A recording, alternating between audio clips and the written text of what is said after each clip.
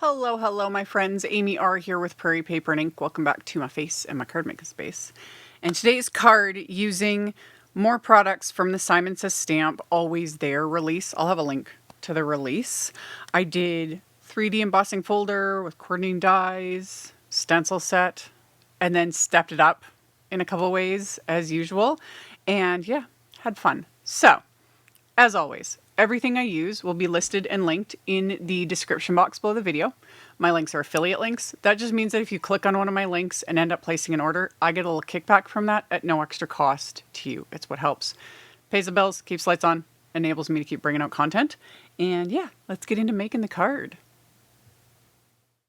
So the first thing I did was I took a panel of sea glass cardstock and I have the thank you text background stamp, and one of my faves. Can't go wrong with a good text background. Within reason, almost any just texty sort of background, simple, basic sort of pattern. There's a million options. This is more to create just texture on the background. So I put the background stamp just face up on my desk, you know, the old school way, literally, that we used to use background stamps before we had stamp positioners. This was the only way you could actually get any sort of like decent impression with a background stamp. So face up, ink it up, and then press the cardstock into it. I didn't purposely, I didn't press evenly either because I'm not concerned about it because we're going to add a bunch of other things on top of it. Specifically, the Blooming Beauties embossing folder. This was part of Simon's Always There release. And the embossing folder, fabulous, has the embossing folder and it comes with the 3 cutting dies to die cut the flower shapes. And the flower shapes I die cut from, I think was it Shell Cardstock? You guys, I always forget the name. Seashell Cardstock. So die cut the cardstock first and then inlaid them in the embossing folder in the raised areas or indented areas of the folder. They just fit in like a puzzle. So good. Ran that through my die cut machine and it embossed the flowers. So then I've got my background and the flowers just stuck to a grip mat.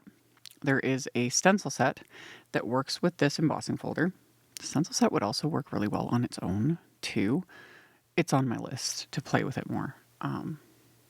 Like the million other things that are on my list. Anywho, if you've been watching my content somewhat regularly, you know I've been sort of obsessed lately with starting with a color cardstock base and then stenciling over it.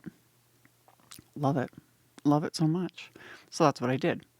And I'm using more Positively Saturated inks. The one I stamped the background with was flannel, just a light gray ink. And then for the blending, I did Celery and Perfection. And then this stencil does a couple more of the leaves and the flower centers. So I'm going to skip the flower centers. And for these leaves, I started with Perfection. And then I'm going to add Artichoke. And then I'm going to go in with Kale, which is darker, just to give it that little extra something. Now, these stencils don't do the like grassy bits of this like embossing folder, which could leave them. It's fine. But I wanted to emphasize those bits as well. And I've shown this in other videos too, especially when you don't have like coordinating stencils, things like that, is coloring the 3D embossed background. Like I've done it with the distress watercolor pencils. I've done it with just full-on watercolors, alcohol markers. Like the sky's kind of the limit. So all I did here is I just took a Copic marker. Any marker would work.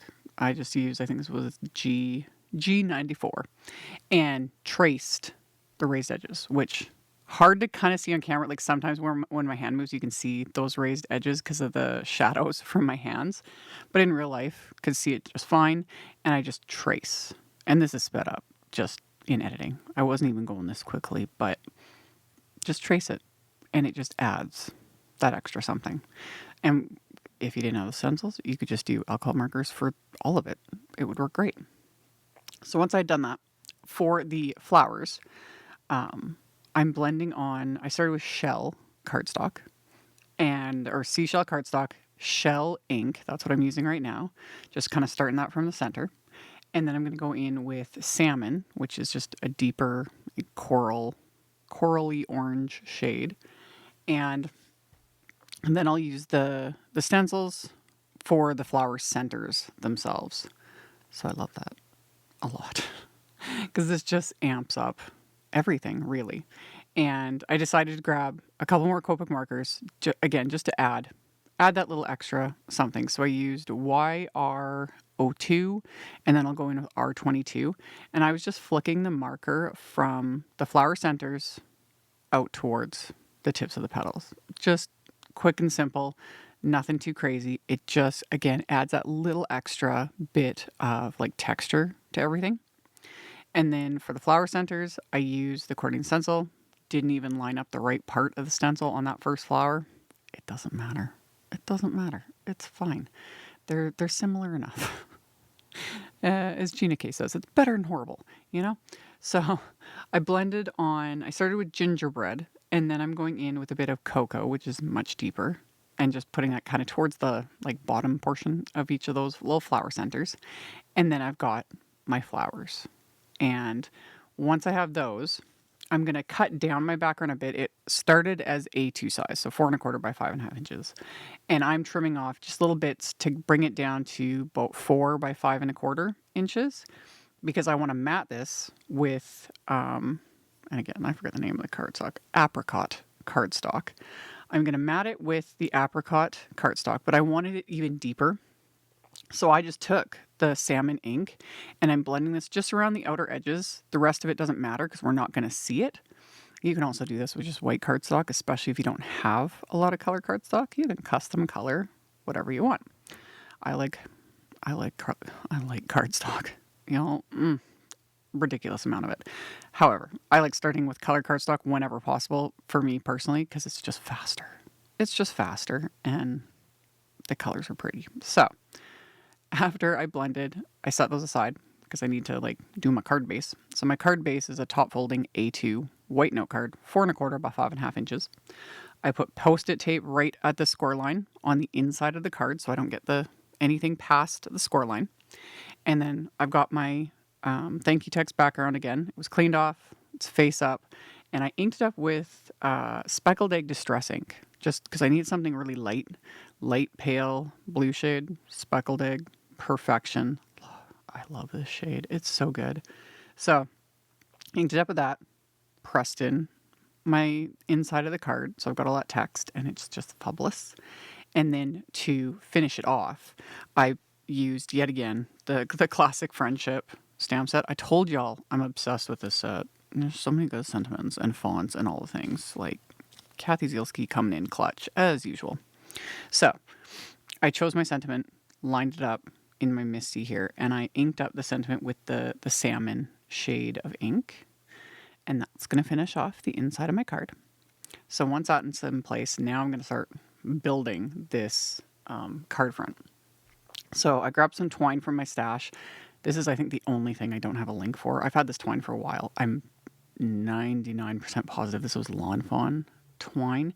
Their twine is like a hemp sort of material. It's different than like the Doodlebug Baker's twine that my ultimate favorite. Ultimate favorite is the Doodlebug, but this color just happened to work, and I think it's discontinued. So I'll link to something similar. Lawn Fawn has some great twines, and I think they all are like a hemp, and they're pretty. I have a bunch of them.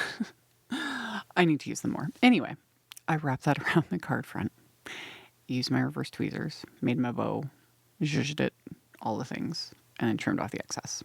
And then I put Big Mama foam tape on the back of this panel, and then adhered it to that Postage edge background. It's another die set that I just love. And again, if you guys watch my content, you know I've got a soft spot for anything like Postage themed. It just, in my brain, it makes sense. You know, we make cards and we mail them, and postage stamps are fun. Anywho, after I adhered them together, I also put Big Mama foam tape on the back of those die cut flowers.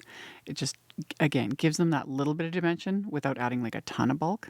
And then having them die cut like that, like the color just pops so much more because I did them in a different color cardstock. Love it. I love it. So once those are in place, I adhered the card front to the card base.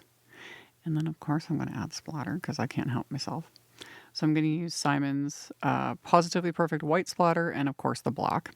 So these need to be stirred up because all that pigment settles to the bottom. And once they're stirred up, I just use my fan brush, dip it right in there, and add a healthy dose of splatter. Even got a big ol' splotch there, which for the most part, that doesn't really bother me, like at all. However, I'll show in a second how you can fix that. So did that. And then same thing with the black. With any product like this, be very careful, but especially the black, because this stuff will stain everything it comes into contact with. Like I love it. You guys see me use it in almost every single video, but I cannot stress it enough.